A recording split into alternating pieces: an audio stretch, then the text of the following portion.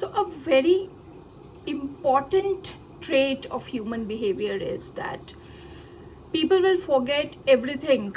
They will forget the conversation we had, they will forget the projects we were involved in, they will also forget what we actually spoke, right? But they will never ever forget how we made them feel.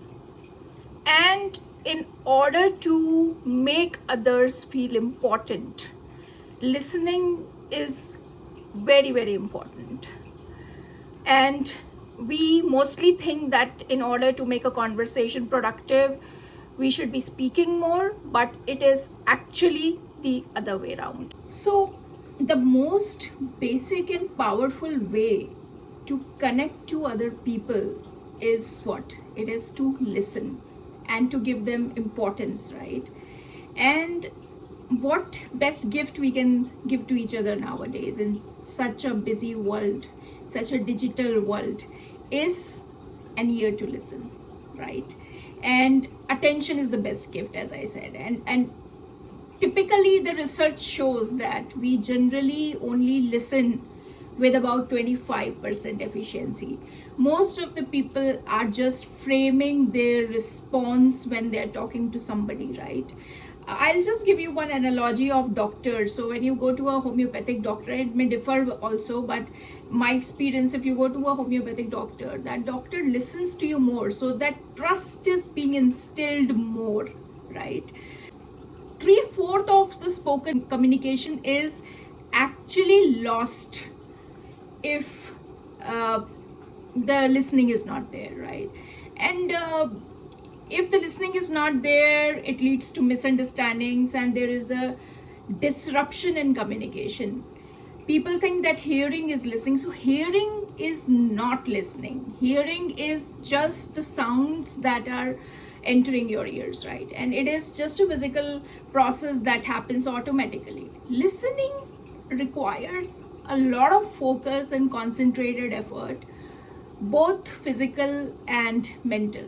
And it means paying attention not only to the story, right, but how it is being told, the use of language, the voice modulation, and how the other person is using the posture, the smile, etc., right? And your ability to listen effectively depends on the degree to which you perceive and understand the underlining messages, the verbal and non-verbal cues of those messages. We are most of the times are assumptive listeners, making assumptions about the speaker's meaning, or usually before the speaker has even finished.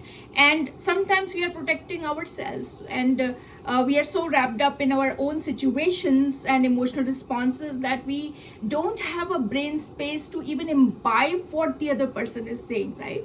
And sometimes we pass judgments on what the other people are saying, and sometimes we are too affirmative, we are just agreeing to everything, and many times we are just taking it as a personal attack, or we are just listening in order to advise or to console someone, not really listening the nuances of that conversation, right?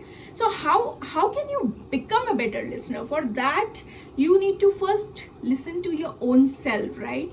So listening to your own self means listening to your feelings, listening to the sensations of your body, and becoming better aware about your own beliefs, your own thinking patterns, that you are not getting trapped in making assumptions, right? You are always pausing in that framework of conversation before you actually respond, and you are not reacting, correct?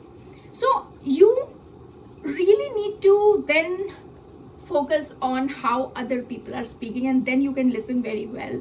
You need to specifically focus on the messages being communicated and avoid all the distractions possible. Some people say they're just looking at the mobile and they say we are hearing. No, it's not.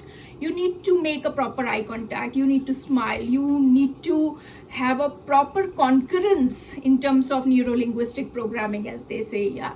And you need to gain a full accurate understanding what is the intention of this conversation, right?